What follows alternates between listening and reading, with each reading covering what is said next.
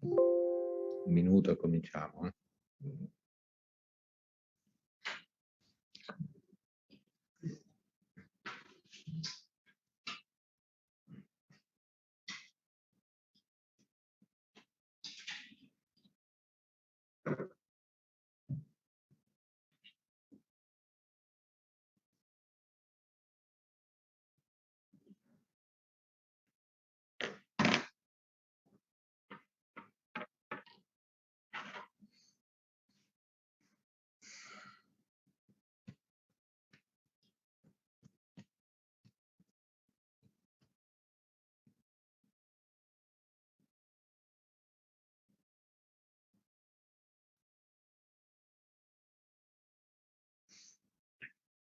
Okay, we can start.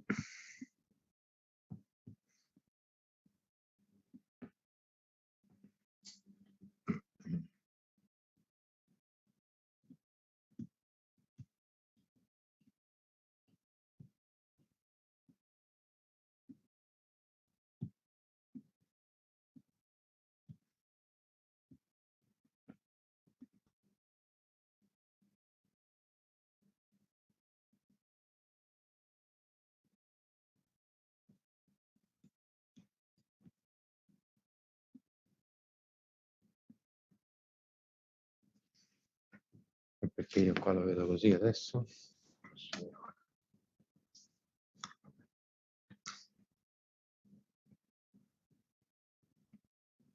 Okay, so we can start the lesson of this afternoon, and we start talking about fracture mechanics of materials. We have already seen this topic some years ago, let me say. Non mi dispiace, ma non ci si riesce come la volta scorsa, non so, anche qui sopra ce l'ho così. So we have already aware of the basic concept of fracture mechanics for high-strength materials, but now we need to go a little bit more in details, also giving to you the basic elements of the elastoplastic fracture mechanics, and extending at the same time the approach for the linear elastic fracture mechanics. I just want to remember to you that this is a quite relevant topic for engineers, because of, as you should remember, when we design structural components, we usually can have three basic approaches. The first one is the so-called safe life approach. The second one is the so-called fail-safe approach. And the last one is the damage tolerance approach.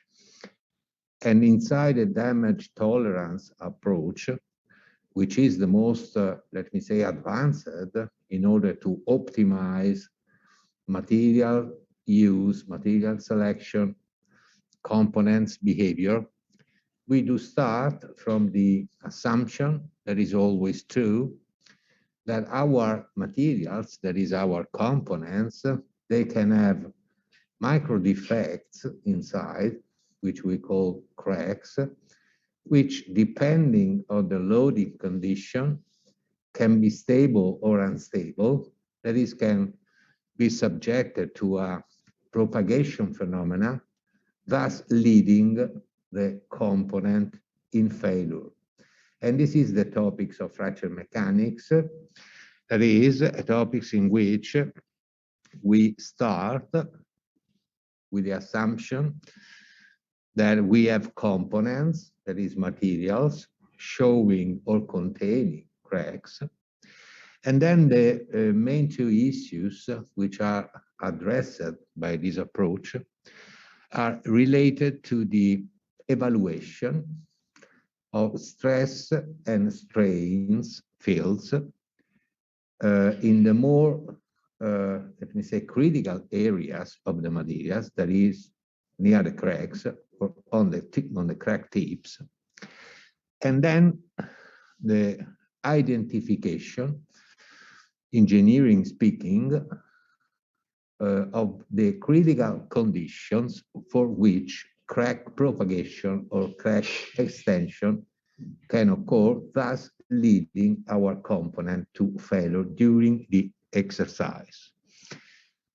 A crack, what is a crack? A crack just consists of two surfaces in one body, which are in touch with each other, but without any connection. So we do have a crack and we do have a crack tip here.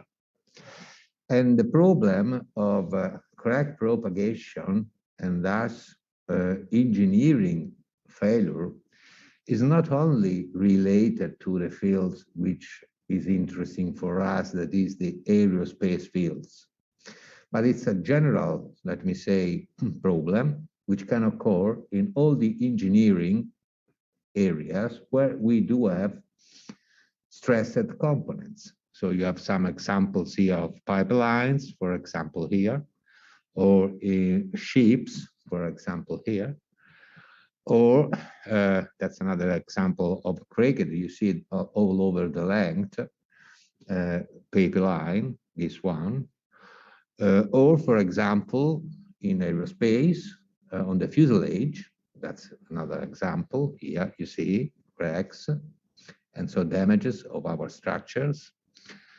Or, for example, in oil reservoir production enhancement, that is in engineering topics which are going to involve fluids at high pressure, as well it happens during hydraulic fracturing, for example.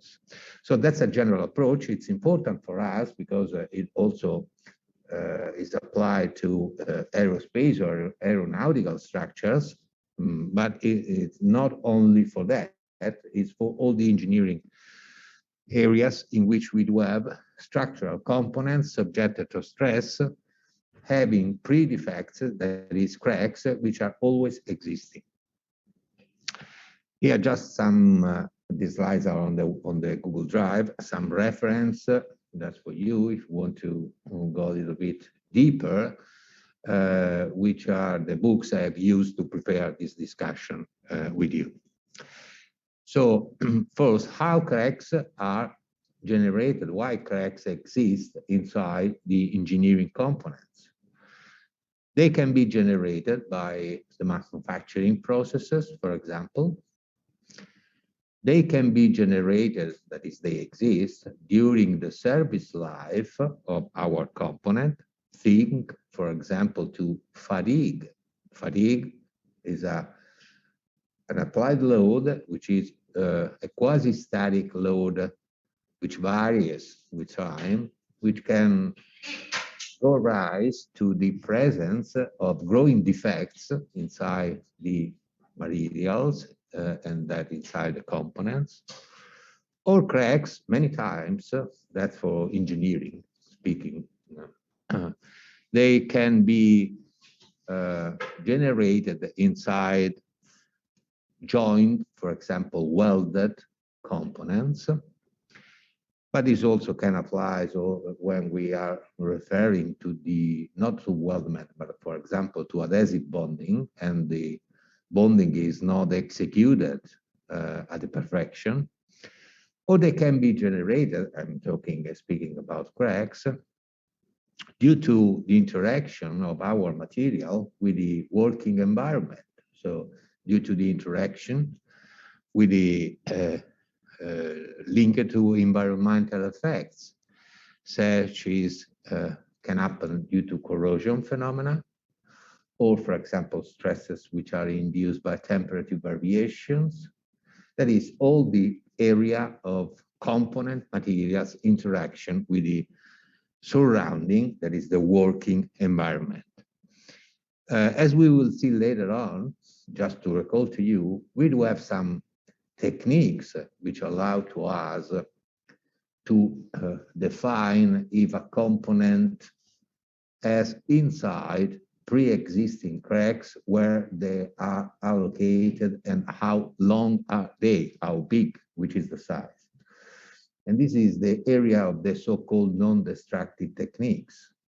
I will just mention to you the most important without going into details in this area, but I want to underline one thing, that if we, and this is one thing that we must always remember, if we use one of the available non-destructive techniques in order to understand if inside our component there is a pre-existing crack, and the answer that comes out from this technique is no cracks are detected, we need to work in safety. And we cannot assume as engineer that pre-existing crack length, for example, is equal to 0. Because each instrumented testing analysis, it has a sensitivity. This means that, for example, if the techniques we have used is able to reveal, according to its sensitivity, cracks which are longer than, just to give a figure, longer than 1 micrometer, for example, you can use the figure that you want. This is linked to the sensitivity of the technique. And the answer is no cracks are detected. We as engineer need to start from the assumption that there is a pre-existing crack, which is just a little bit lower the sensitivity of the instrumented techniques used. And so we can say, for example, in this special case, we do have cracks having the maximum length of 1 micrometer, if 1 micrometer is the sensitivity of the techniques. And so we are not allowed, when we are going to design according to the damage tolerance approach, to start from the assumption that no defects, no cracks are existing at the stage 0, that is at time t equal to 0, but it is at least assumed a length which is the sensitivity of the instrumented techniques. There is a special classification that's for you, for your knowledge, since the welding is a, let me say, a very strong process towards the base materials, of which are the cracks in weldment. And they are usually classified in 3 groups. The so-called hot cracking, or hot cracks, I should say.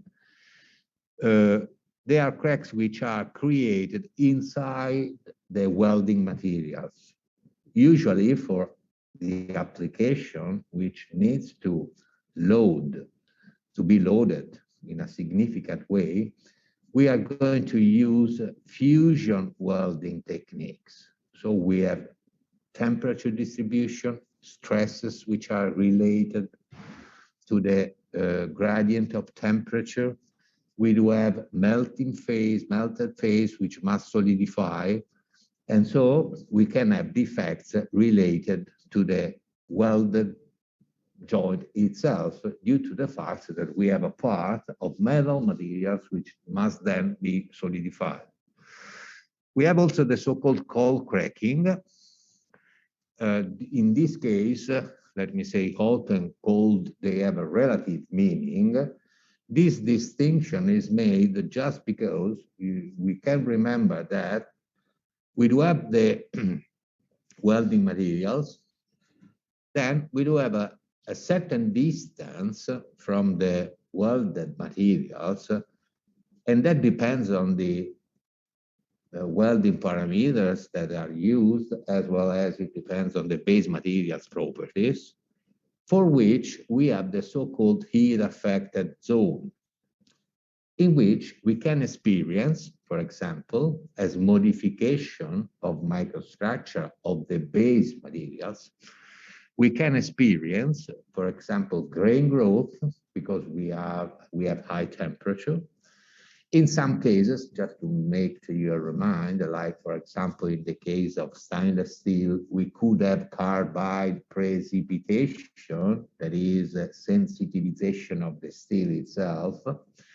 And so this area in which the high temperature which are reached necessary in order to have fusion welding modify the microstructure of the base materials, this area is called heat-affected zones. And so we can have, for example,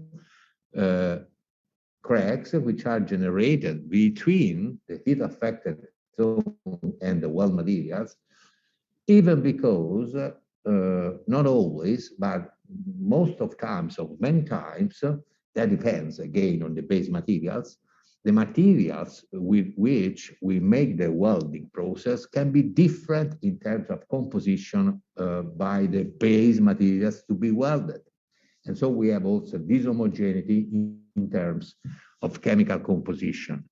And another case, just to mention to you, which is very important in case of welding, is the so-called hydrogen cracking. Well, that applies when the welded structure is in contact with hydrogen having a specific or a minimum partial pressure, but hydrogen as a gas has the property to diffuse inside the lattice of the materials, and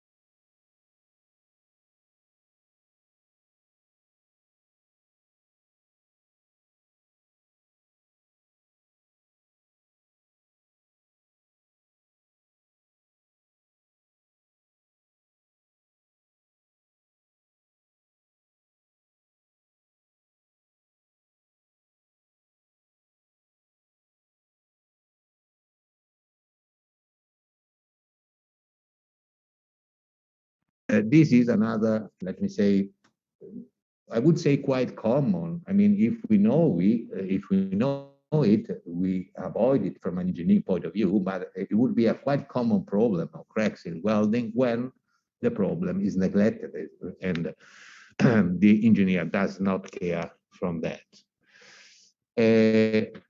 These are the techniques I was mentioning to you, which are basically used, then there are many other, okay, for the evaluation of pre-existing cracks, and they are the techniques for which I was talking to you about the sensitivity.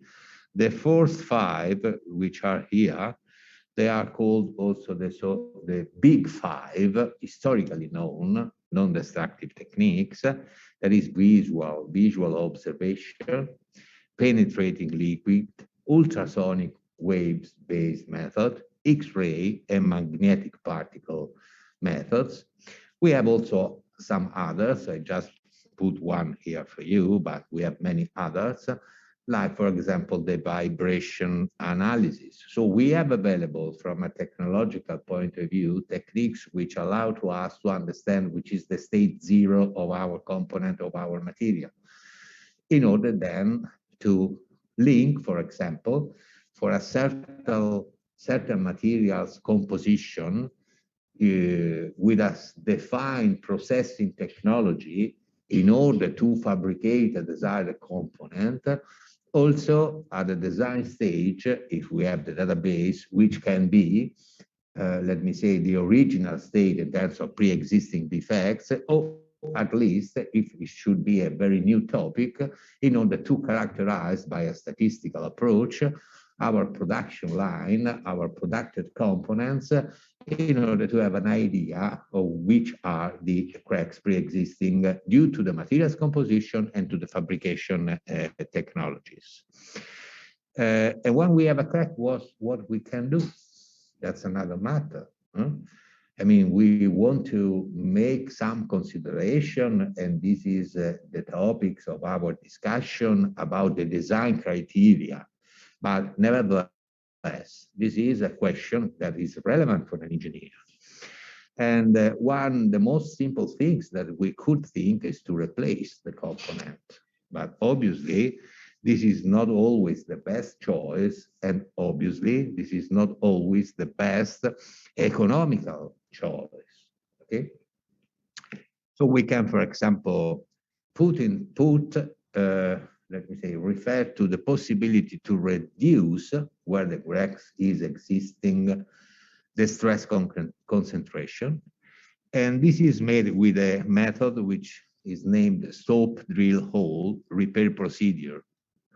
So we make a drill hole with a let me say defined geometrical configuration, which we are able to model and which is able to increase, let me say, the radius of curvature where the crack is present in order to reduce the stress concentration. Or we can use restorative techniques, repairing techniques, that's the same meaning, like, for example, pasting together the crack faces. If we are able to do it, that depends also on the crack location, because if it is inside the materials, obviously that's not possible. If something, if this is a crack or network of cracks which are located under the surface, that could be possible. Or we could, for example, in case of weldment, remove mechanically the cracks and then re-weld. Or we can use, that's quite common, the patching procedures by using repairing elements, which are called patches, which can be metallic or composite materials based. And here we have other possibility, reprocess, obviously that depends on the component, my component itself, and in some cases for very high added value components and very small volumes, the most important technologies which is used in this case is to refer to the hot isostatic pressing. We are talking about metallic based materials, obviously. And you remember, as we have seen this, just talking of mechanical alloying, mechanical milling, talking about the fabrication of ceramic materials, that is a very effective fabrication or restoring, in this case, technology, because it applies at the same time pressure and temperature. So we have the positive effect of the stresses which are related to the applied pressure, and we have the positive effects of solid diffusion due to the high temperature in which the process is carried out. Or in some cases, and this is applied essentially on the surface, we can create compressive residual stresses. And why that's important, apart the technology, which is the shot peening technology, because we can remember that when we will see again, when we are talking about a crack propagation, obviously, in a more simple way, the crack must be open. And to open a crack, we need a tensile stress. So if we put on the pre-existing stress, a crack, a compression stress, this means that we are closing the cracks, and so we are making an operation for which crack propagation is contrasted. Or there are also the possibility, that again depends on the components, to combine the previous listed methods. In our field, the patching is one of the most common methodologies which can be used to some extent to repair damaged, that is cracked components. And I told to you that we have in principle the possibility to use a metal patching or a composite materials-based patching. The first one, the metal patching, it has not so much flexibility, but it has as an advantage with respect to the other one, the possibility to eventually use a material for the patch, which is the same base material. And this is important because in the case we are thinking to a high temperature application of our component, when we join two different materials and we have a mismatch in thermal expansion coefficient, we remember that thermal stresses can arise. So if in principle we can use with the metal patch the same composition of the base materials, we are not so much worried about high temperature application because we have no difference, significant difference in thermal expansion coefficient.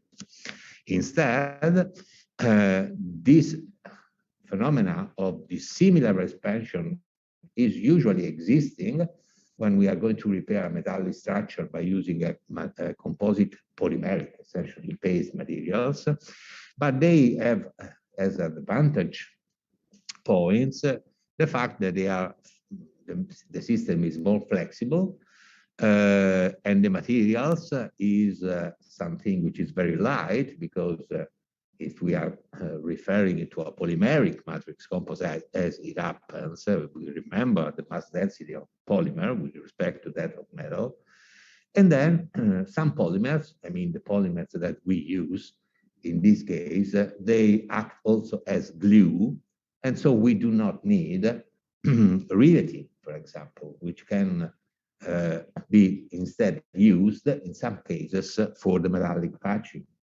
And this, let me say, reduces the stress distributions in terms of potential concentration of stress values, which are related to the presence of rivets. This is one example of a metal patch on a pressure vessel. And this is one example of a composite based on a metallic structure patch. And you see here, we need to put on our surface our selected fiber reinforcement. Then we need in situ to make, for example, infusion of the resins through the reinforcement.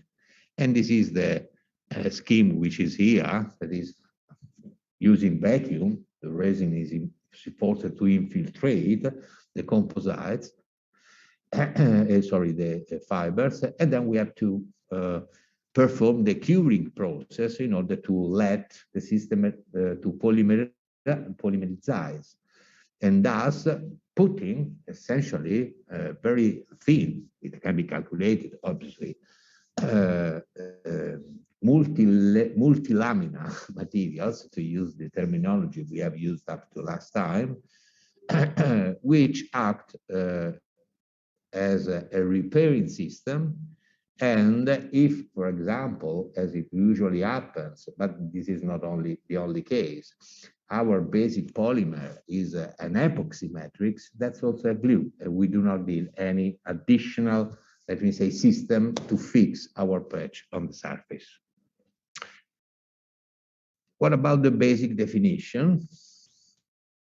The basic definition are those reported here. And that's the terminology which is used looking to fracture mechanics concept.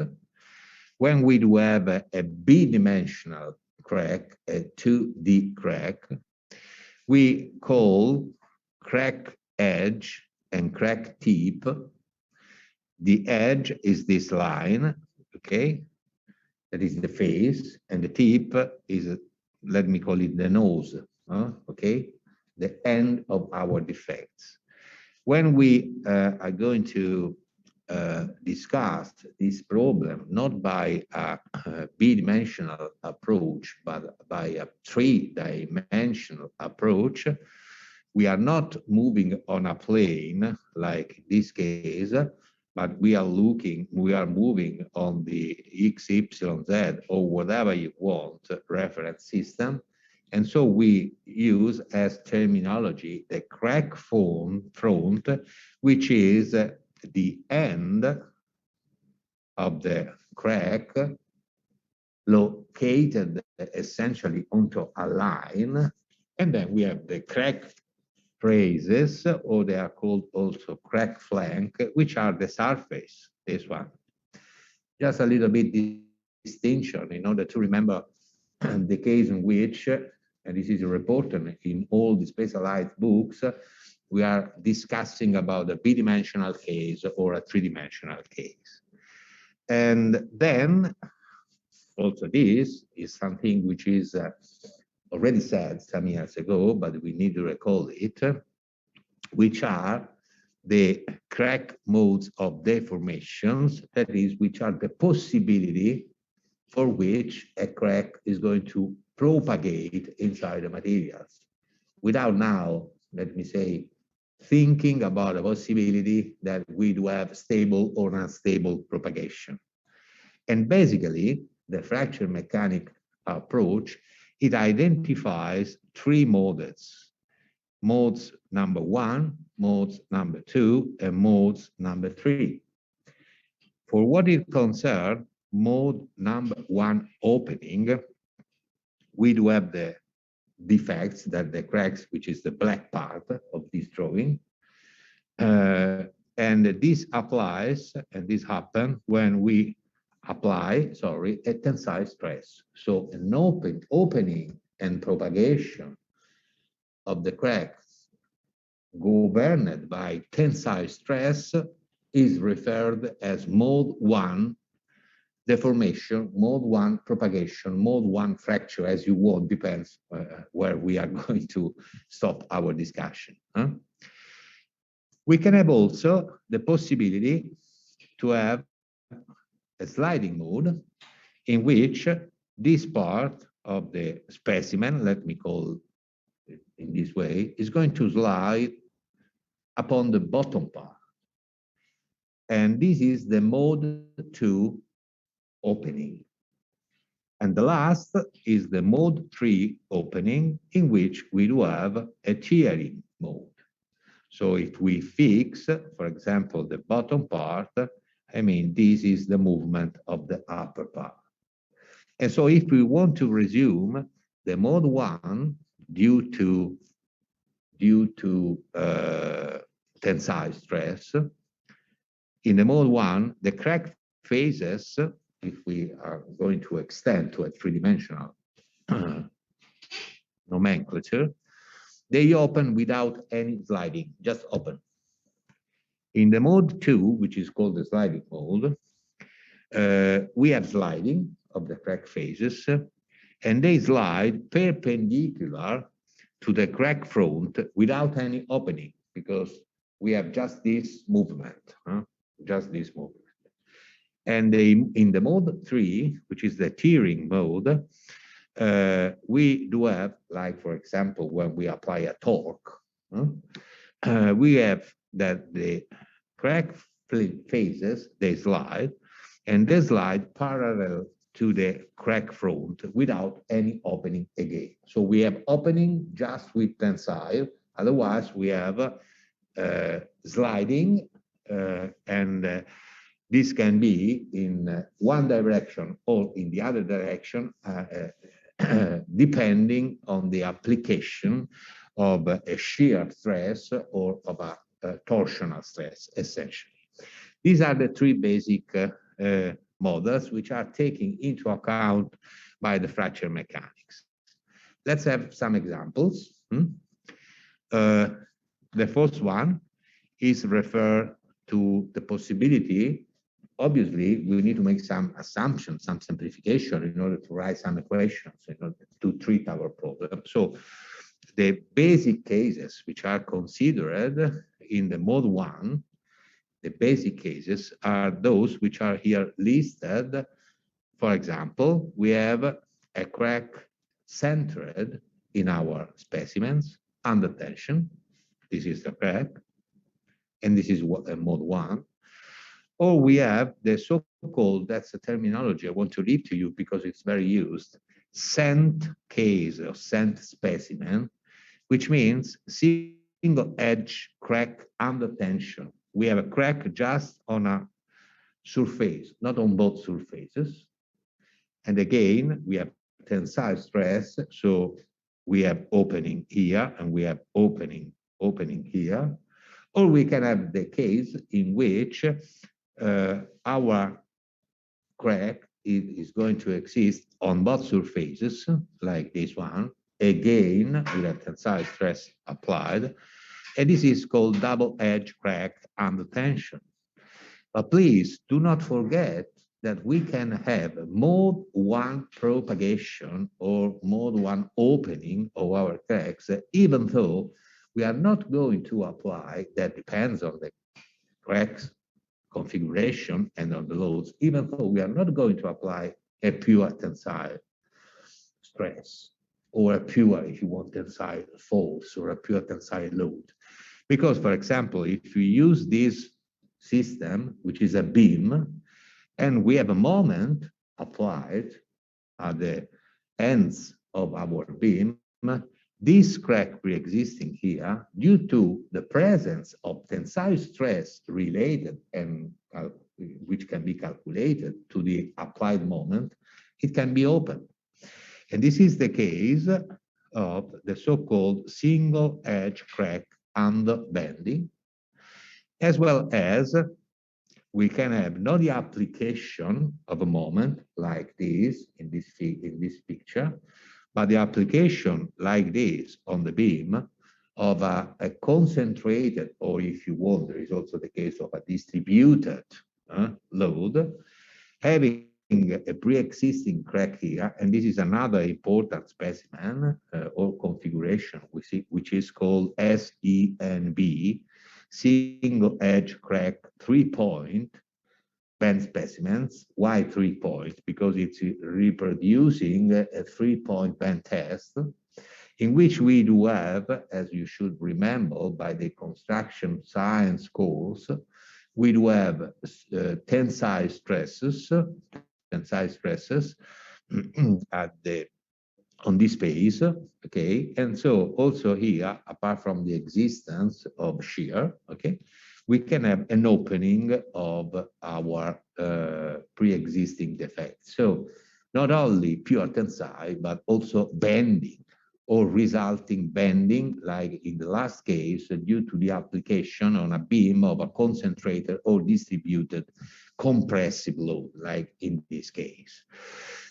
And for what it concerns mode 2, one example, one beam like this, for example, which would be a railway, in which you do have a pre-existing crack like this one, okay, and which you have a load applied by the wheel of the train, for example. So this is something which recalls this situation, okay?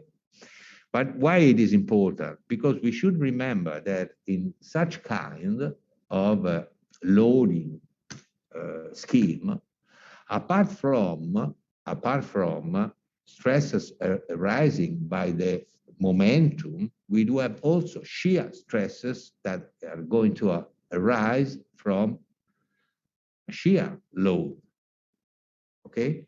And so we are able to make our calculation of the shear stresses distribution inside a beam.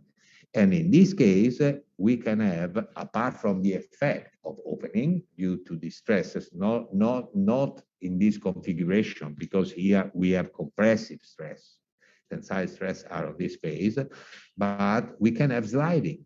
Okay, and this is a classical example of mode 2 crack opening, or if you want, mode 2 crack propagation. And if we move to the last cases, that is one example, a couple of examples for mode 3 opening. We have this case, for example, in which we have force and displacements. This is the applied force, which are parallel to the crack front, because you see here, this is the crack front. And so we can have a sort of sliding in this direction, which is the mode 3 we have identified. Or at the same time, another example, if we have in mind the case of a torque which is applied to a shaft containing a crack in a circular front like this, we can have, obviously, also in this case, a mode of crack opening, which is related to crack, to mode number 3. And these are the basic behavior we discussed some years ago just the mode 1. Now we need to go a little bit more ahead. And we need to say, as it usually happens, that we are in our application not only in the presence of the basic cases, but we can have a combination of these cases. And just to let you understand very easily how the combination can arise, if we think, for example, of this simple configuration in which you see we do have a plate, okay, in which we have the standard definition of crack length, which is 2 multiplied by A, but a crack length which is in the center of our specimens, in the center of our component, but having a misalignment here defined by this angle beta with respect to the transversal direction. And in this case, we apply a tensile stress.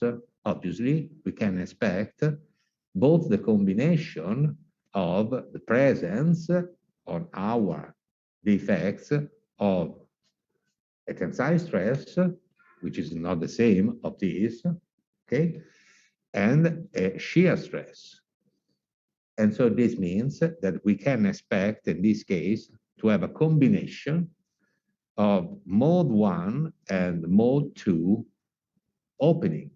And so we need to take care also of this situation, because the most simple is that in which our 2A cracks is in this case.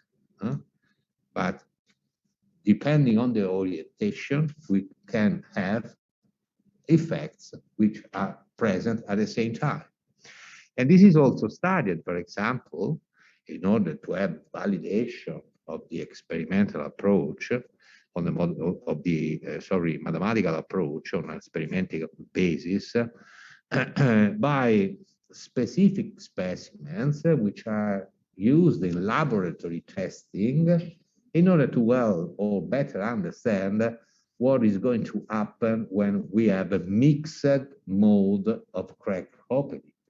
And just for your knowledge, there are a couple of very well-known specimens, which are the first one. It is called the cracked Brazilian teeth specimen, which is a round, you see here, specimens reproducing exactly what we have said before in terms of pre-crack orientation with respect to the applied load, or the semicircular band specimens, in which, again, we do have here a pre-existing crack, which is going to reproduce again a mixed 1 and 2 mode of fracture. This to say that since the mathematical approach that we will see, it needs also experimental validation, especially when we have combined mode of crack opening, we have tests, standardized tests, laboratory testing with specific specimens with which we can understand if our mathematical modeling fits well the experimental data, especially in the case in which we have combined mode of crack opening. Having said that, something can appear a little bit complex, but don't worry about that. I will never ask you the equations that we will see now, but now it's, let me say, time to see for you something which is more deeper with respect to the simple approach, is related to the way in which we can deal theoretically with this problem, especially, and we will start from this, when we have a cracked bodies, we approach the problem in a bidimensional, with a bidimensional methodology, And we want to resolve, because starting from that, we can get the synthetic and final, also simple equations, which give to us the expression of the stress intensity factor. We want to resolve the stress field around the pre-existing defect. What is our assumption now? Because we are entering in the linear elastic fracture mechanics, our assumption is that we are talking and dealing with elastic stress field. So we make the hypothesis that the material behavior is linear elastic. We make also the hypothesis that the materials has an homogeneous and isotropic behavior. Okay, so we do not have discontinuities inside the infinitesimal volumes inside of the materials itself. And then we make this hypothesis I mentioned to you, that we are in plane loading condition, that is a bidimensional approach to the problem. And what is made is to study what is going to happen around this red part, that is around the crack tip. And we can define a reference system in terms of coordinate, which is an XY system, okay, in which the x-axis is growing starting from the tip of our crack and moving on our right part, because this is useful for us in order to say that if delta x is positive, the crack is propagating, okay? And the y axis, well, is going to represent the opening of the pre-existing crack. But we can also define, and it is made, we can also define a polar coordinate system in which one material point, like this one, is identified with respect to the position,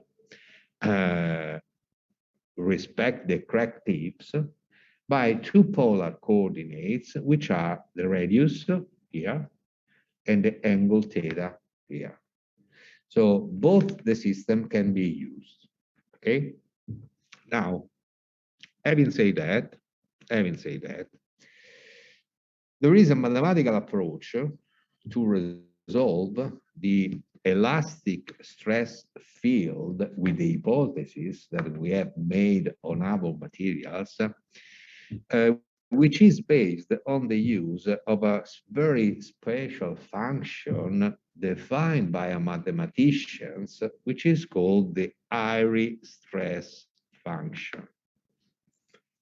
This is a specialized approach exactly for the system we have drawn before. That is, for a system for which we can make the hypothesis of in-plane loading, and thus we can solve a bidimensional problem.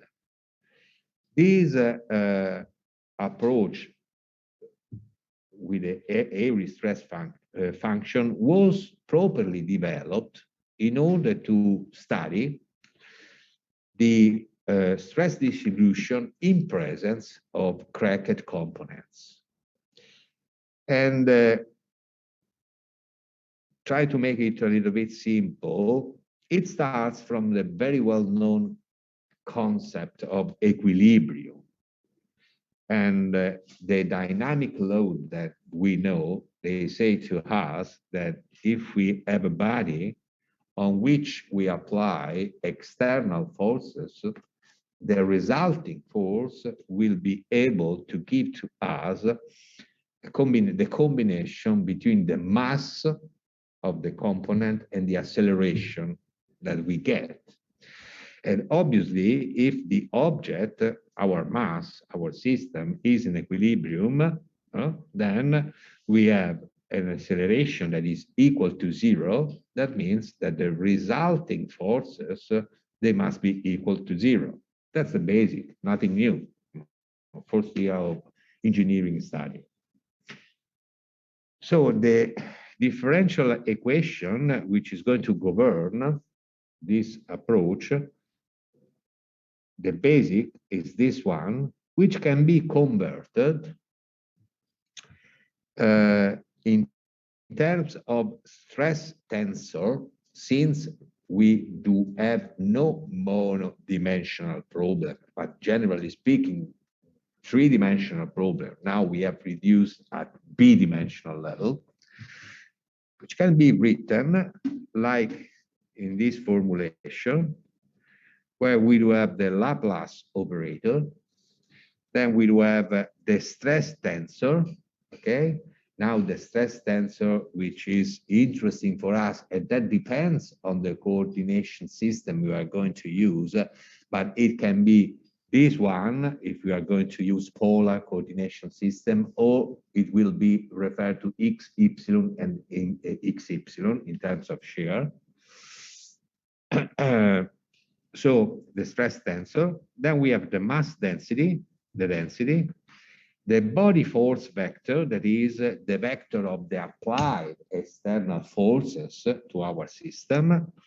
And then we have, again, the mass density with the acceleration vector. Obviously, we have a vector. We have vectors because we need to move from a monodimensional problem, which is the basic dynamic law, in this case, to a b-dimensional problem, but generally speaking, to a three-dimensional problem.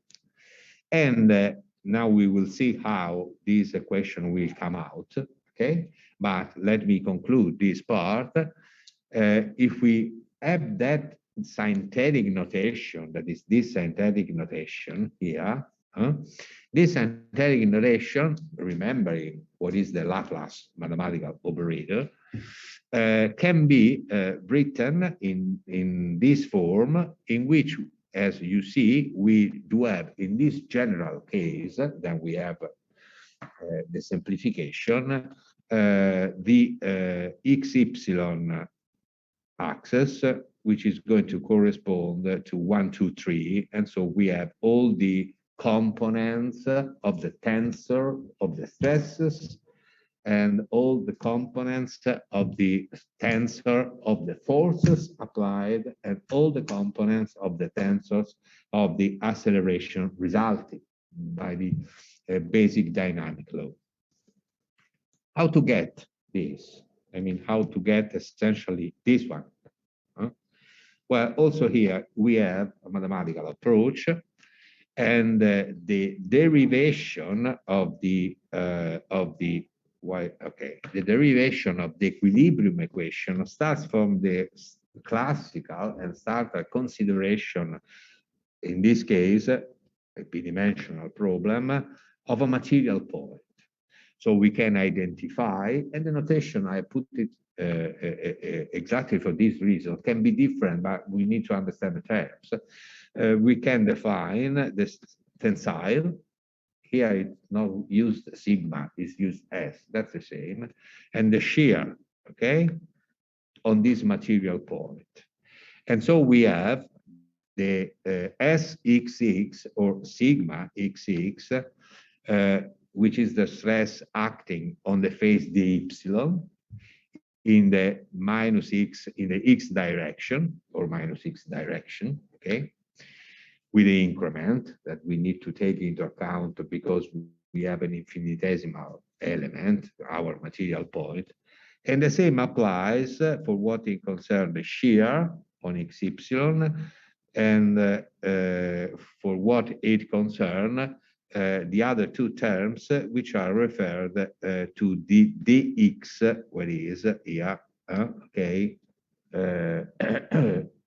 sides of our element.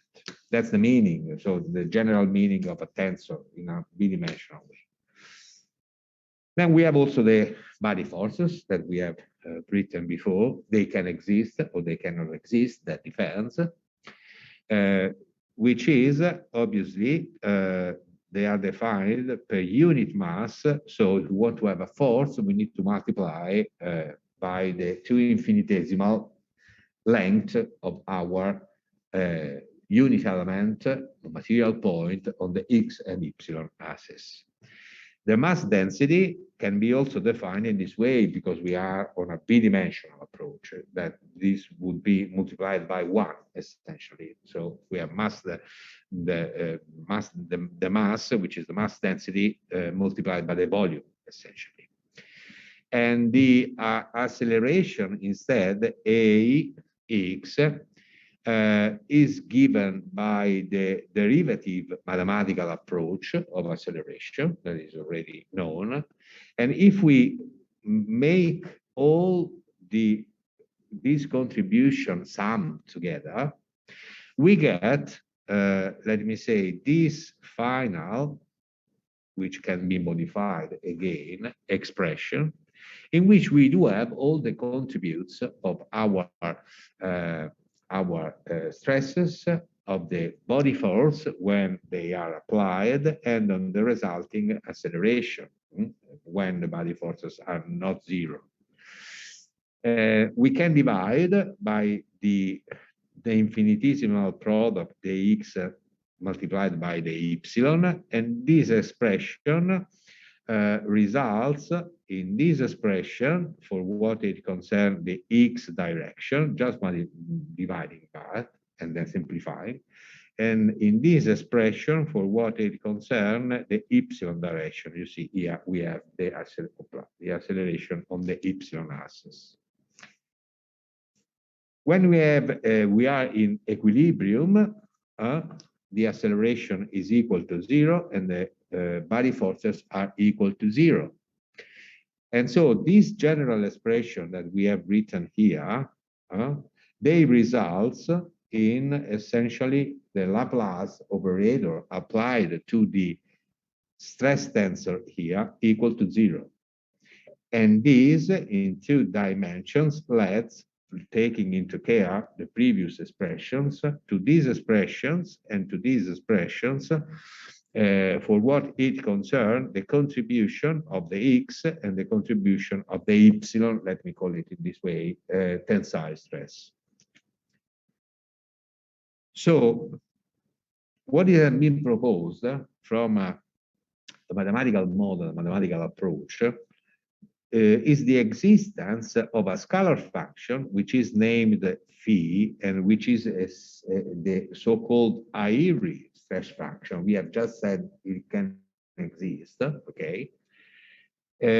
Which is related, this is a mathematical assumption which is made behind, okay, at the beginning, which can be related to the 3 stress components we have inside these problems by the second order derivative mathematical approach, like it is reported here. And if we use this, now we have not yet identified which is the expression of this phi function, just saying it exists a function which can be used in order to define our stresses, normal and shear, according to the second order derivative mathematical approach. And if we use this function, and this function is put inside the previously written equilibrium equations, we get these 2 expressions. The first is related to the derivative with respect to the x-axis. The second, as fourth term, obviously, is related to the derivative with respect to the y-axis in order to couple with the condition that were here reported, okay? So just mathematical notes, okay? Not yet physical meaning.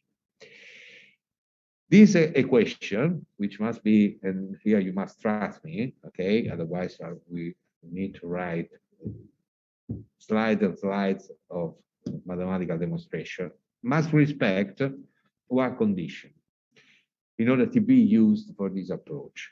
And it must respect the so-called B-harmonic equation, which is written in this way. in order to be used for the stress modeling we are going to discuss now. And this biharmonic equation is written in a simplified form in this way, with the fourth order of the Laplace or mathematical operator. All this approach, which is an approach made by the x, y, in this case, coordinating system, can be also replicated if we are going to use the polar coordinates theta. And in this case, the biharmonic equation is moved from this expression to another expression, which is this one, which allow to us, according to the previous equation, but just moving to the polar coordinates, to define the stress components you see here in the polar coordinate, in which still we have inside the Airi stress function, which must be then formulated to some extent. And so if you say, if you read to some way that based on the theories of the b-dimensional elasticity, in the absence of body force, the basic equation is this one, that is the fourth order of the Laplace operator on the Hariri stress function equal to 0, it comes exactly from this. Okay? Well, this is just the expression of the Laplace second order, and these are the expression you see here of the stresses that in polar coordinates, which is usually used, that they are usually used in this approach that we have just seen before. They are the same, yeah, okay, with the Airi function.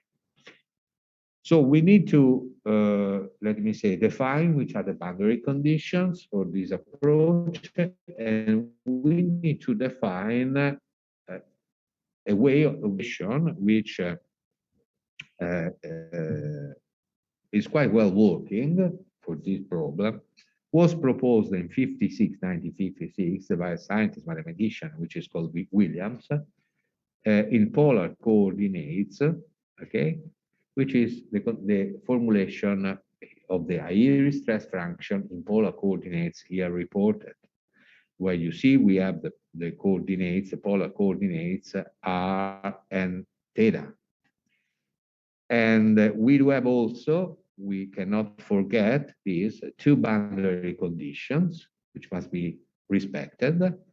They depend on the value of the theta angle by using the notation which is reported here, where this is the theta angle, you see, can you see here in the room? And all this is the so-called 2 alpha angles, no, singular, not plural. And so when the value of theta is equal to alpha, that is, we are on a phase, for example, here, or is equal to minus alpha, so we are on the opposite side, having used this notation for the stresses in the polar coordinates, it results that the tensile on theta theta is equal to 0, and also the shear, not sigma, the shear on R theta is also to 0. And these are two boundary conditions which are used. Then there is also mathematics, only mathematics. And so by treating the basic conditions, by using, let me say, the proposed stress function, just for your knowledge, want to go, we can move on conditions and